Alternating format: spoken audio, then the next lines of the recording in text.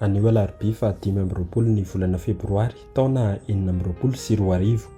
Evanjely Masina nosoratan'i Masina Lioka nalaina tao amin'ny toko 120 andinin'ny 7 hatramin'ny 2 tsy homena afa-tsy ny famantaran'i Jônasa Mpaminany ity Taranaka ity.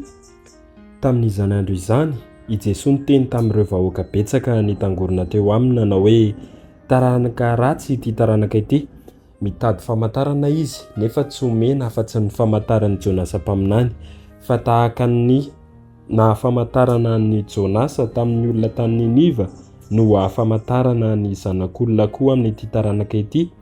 Hiara-mitsangana amin'ny olona amin'ity Taranaka ity ny mpanjaka vavy avy any atsimo amin'ny andro fitsarana ka anameloka azy, satria niala avy tany amin'ny vazan-tany izy iaino ny fahendren'i Salomona. Nefa indro misy mihoatra noho i Salomona eto.